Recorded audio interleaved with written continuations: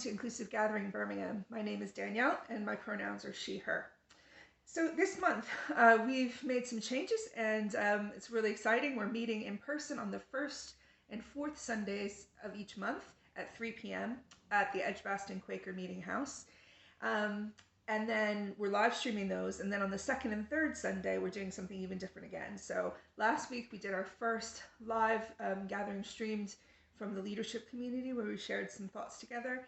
And then this third Sunday is a bit special and it's kind of still being formed. We're kind of seeing this as like a collaborative partnership Sunday. And so later on today at 5:15, there's a Neurodiverse Spirituality session on Zoom that's being co-hosted with Aspergers Heroes. There's a bit more information about that later. And we're also plotting and planning with some other local churches that are also inclusive and affirming to launch Open Table Birmingham in the coming months, which would be a really broad ecumenical gathering of LGBT folks and allies worshiping together and dreaming together. So we're excited to tell you more about that as stuff unfolds. This gathering right now, our online gathering at 3 today, for the next little while we're going to be having different people sharing about books or podcasts that have really made an impact on them. And so Julie is going to be sharing about a book that she's read recently in a few minutes, and there'll also be some music. So I'm going to hand over now. Oh, you know what I forgot to say? If you're new to us, we just want to let you know that you're welcome, and that whether you're gay or straight, whether you're whatever your gender identity, whatever your race or ethnicity, whatever you believe about God, whatever your education, anything, we want to say that you're welcome here and that we love learning together across lots of diversity. So consider yourself welcomed, and I'm going to hand over to Julia. Hi, my name is Julia Kozowska, and my pronouns are she and her. I'm going to talk to you today about a book that I've been reading recently called Black Sheep and Prodigals by Dave Tomlinson. The subtitle is An Antidote to Black and White Christianity. Now, you've probably heard of Dave Tomlinson. Well, you may have done, you may have not have done. He used to be a house group leader for many years, and then in the 1990s, he set up something called Holy Joe's, which was a kind of a church in a pub in London, which I was vaguely aware of at the time, although I'd moved from London to Birmingham at that time, so I never got to go to it. I did see him on Greenbelt. We were on a panel once, and now I'm regretting that I didn't go to any of the sessions that he ran. I think that would have been really interesting. At the time of writing this book, he was vicar at St Luke's, but I'm not sure whether that's still the case. I couldn't see his name on the website if I was looking at the right website. He has been on Radio 2 quite a lot, maybe loads, I'm not sure. And he's now doing something on YouTube called Holy Shed. I think he does kind of weekly sermons, talks, whatever you'd want to call them. He's also known for a few other books. There's the Post-Evangelical, which is the one where I think he became very much more well known at the time. He's also written How to Be a Bad Christian and The Bad Christian's Manifesto.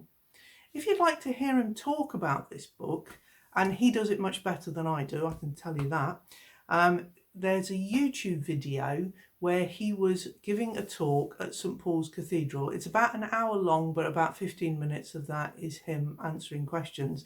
And he does something really clever. His talk is basically made up of bits and pieces from this book that he weaves into a different order to make a coherent talk. I just think it's really clever what he's done, and it's well worth listening to. This book really resonates with me. It says on the cover that it's geared for those who are on the edges of faith. He's very much not about certainty. It's a little while now since we looked at the book Peter Enns, The Sin of Certainty, and he's definitely coming from the same sort of camp. So what he argues is that quite a lot of time in Christian circles, or in some Christian circles, there's quite an emphasis on conformity, And that is not what we should be about. That's not what Christian spirituality should be about, in his opinion. He talks about that Christian communities should be like communities of the spirit, could be laboratories of the spirit or universities of the spirit, where we actually explore what we think and what we believe and discuss the issues, etc. He says it's essential that Christian communities can allow people to come with their doubts and their questions. And if we actually have people in our communities that have different points of view, and we can hold that, that's actually the sign of a secure community, rather than where we all have to be carbon copies of each other. The format is interesting here, because on the one hand, he's like talking about the dangers of certainty, and yet it's written like a creed. So each of the chapter headings is part of his thinking. So he has chapters like I believe that beliefs are overrated. They're just words after all. I believe in original goodness. We enter the world in a state of grace, and things like that. So his very first chapter is actually one of these. It's like, I believe that you should be true to yourself. And he argues that we should create our own creeds. And it should be about us being honest about where we are, what we think at the time, even if we're wrestling with those.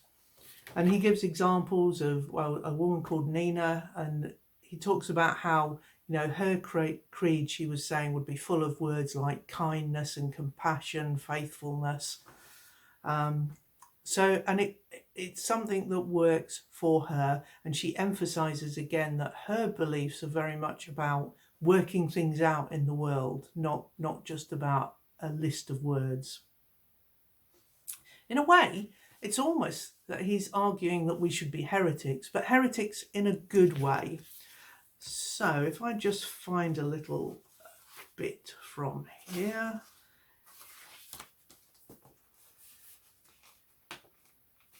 He says, isn't it interesting that the term heresy originally referred to an act of choosing? Now, I knew that heretics were good because they ask questions in my book, they're good. But I really like this act of choosing, which I hadn't come across before. To be a heretic simply means to choose for yourself.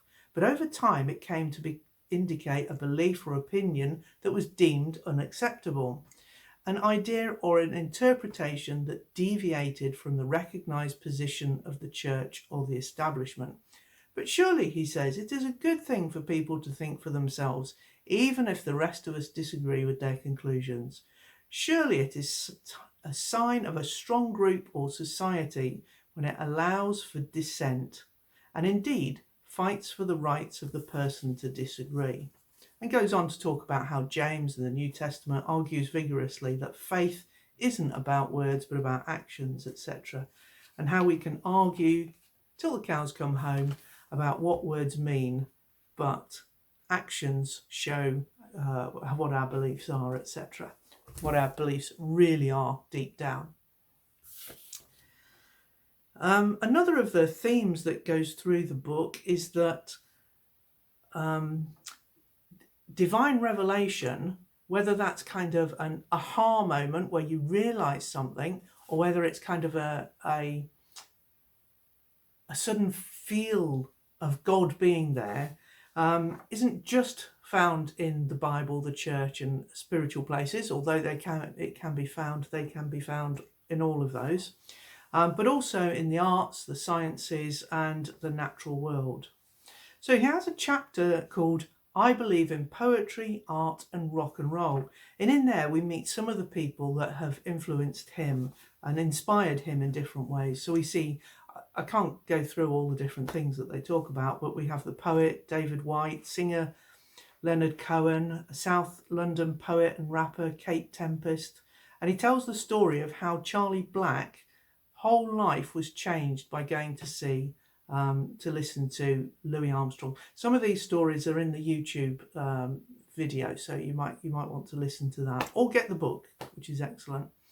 In the science, he talks about, also with these titles, he has a title and a subtitle, and I particularly like the one in science. I like some of the others as well, but again, we haven't got time to go all through all of them. So the science one is I believe in evolution and the Big Bang, and then the subtitle is and other creation myths. And in this chapter, again, beautiful chapter where he meditates on the interplay of science and religion. A lot of the quite a few of the chapters delve into some quite deep issues. So in some ways I would tell people that this is a very accessible book, and it's really easy to read. And yet in other ways he does dive deeply, and I'm not going to try and to unpick those, because it takes a bit for my head to get around it in the first place, let alone explain it. So one of the chapters that, again, that headline was really interesting. It's like, I don't believe in an interventionist God, and then the subtitle is, but that doesn't mean I don't believe in miracles. Yeah, I won't try and summarize what he said, because that was one where I agree with everything he says, but I couldn't come back and explain it to you at the moment without a lot more preparation. At the end of the book, he has a postscript, and it doesn't quite follow the same, in that his final one is why I still believe Jesus is the answer, and then he puts depending on the question. And he talks about cartoon that he saw, and I think we've all seen those sorts of things, where the question is who's the Easter Bunny or something like that. Okay, so what does he say here? He says, the Jesus I find in the gospel helps to answer a lot of things. Here we have the Jesus who championed the poor and the marginalised.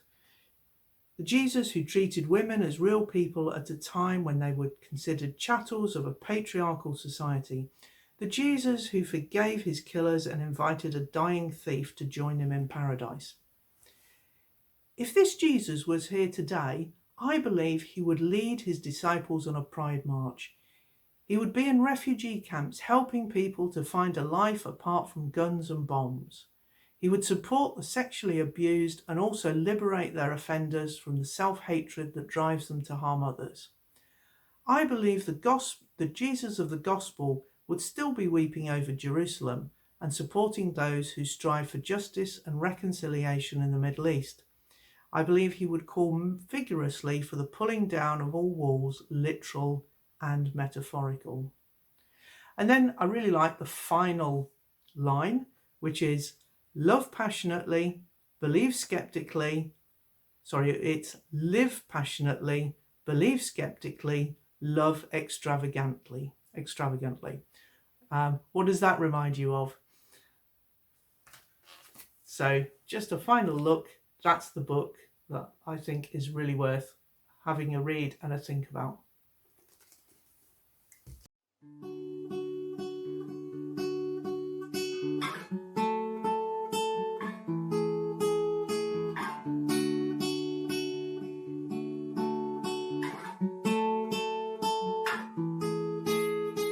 God of creation, there at the start, before the beginning of time.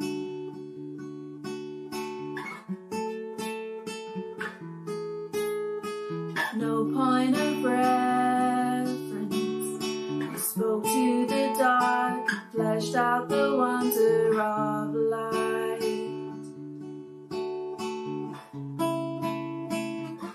And as you speak, 100 billion galaxies are born. In the vapor of your breath, the planets form. If the stars were made to worship so aligned, I can see your heart in everything you've made.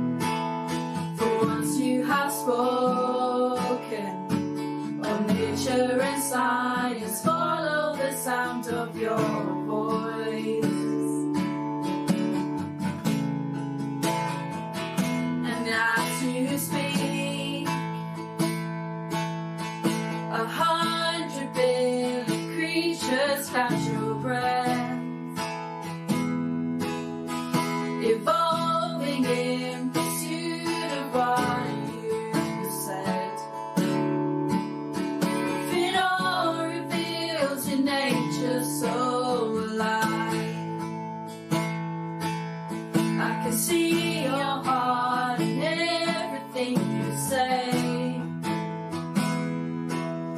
Every painted sky, a canvas for your grace.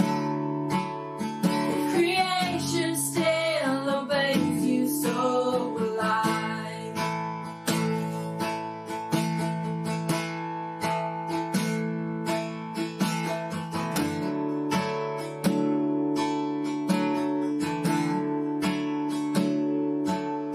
If the stars were made to worship, so will I.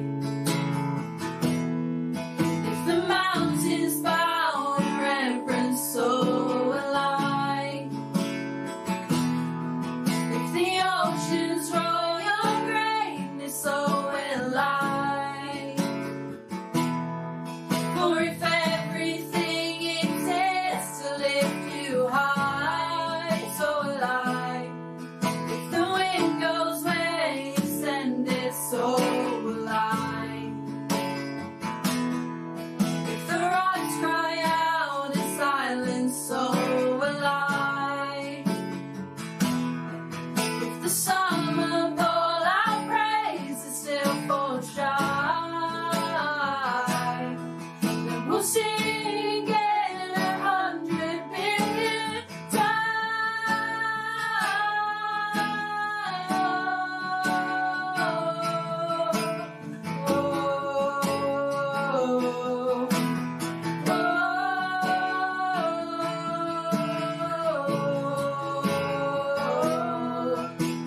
God of salvation, you chased down my heart through all of my failures and pride.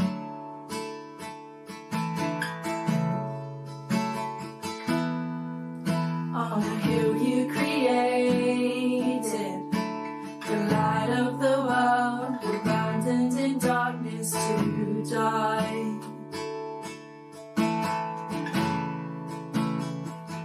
And as you speak, 100 billion failures disappear. Where you lost your life, so I can find it here. You left the grave behind you, so will I. I can see your heart in everything you've done. Every part designed, a work of art called love. If you gladly chose surrender, so will I. I can see your heart in a billion different ways. Every precious child you died to save. If you gave your life to love them, so will I. That you would again 100 billion times. But what measure could amount to your desire? You're the one who never leaves the one behind.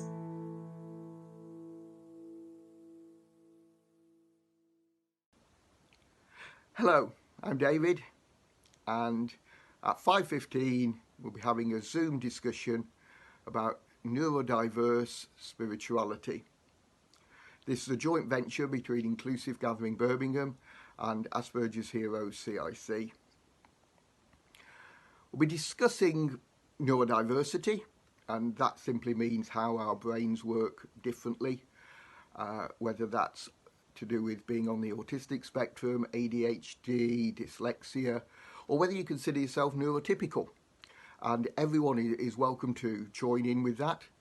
And we'll be discussing the impact, both positive and negative, on spirituality. And by spirituality, we mean something a bit wider than religion, to do with finding meaning and purpose in life, to do with spiritual experiences, and how our neurodiversity might impact that, both individually in our own contemplative experiences, for example, or corporately in community and relationships in a spiritual community. So please, if you're interested in that, come and join the discussion. We'll be having breakout rooms, and we'll be very interested in your input to those discussions. See you at 5:15. Thank you. Thanks for joining us today. So next week, this weekend, if you're in Birmingham, is Birmingham Pride. And we're excited to say that we're marching with Christians at Pride in the Carnival Parade on Saturday. So if you're interested in doing that, there's information on our website. We're going to be meeting at 10:30 in front of the church at Cars Lane on the green, just at the side of it. And there'll be an opportunity to either march with us or to stand on the side of the parade and cheer people on. Then on the Sunday, we're going to be back at the Edgbaston Quaker Meeting House at Five Ways, and we're going to be doing a kind of a picnic from 2 to 5, where you can bring your own lunch, bring your own picnic. We'll also have a cake table and some drinks available. And then at 3 p.m., whether you're at home and you haven't made it to Edgbaston, or if you're with us in Edgbaston, we're going to be showing a little film just of people sharing pride memories and moments that it's been important to them, and from both LGBT folks and from allies. So if you have a little 1-minute story you'd like to tell about pride, you can email it. You can video on your phone and email it to me at newchurchbirmingham@gmail.com. And I'd love to include as many stories as we can, because it's a meaningful time of both love and protest and celebration of the gift that LGBT people are to the world and to the community, and how much they're loved by God. So I think that's it for today. We'll see some of you at 5:15 for the Neurodiverse Spirituality Zoom, and I'm just going to close with our blessing. May we live fully, may we love wastefully, and may we have the courage to be all that God has created us to be. We'll see you soon.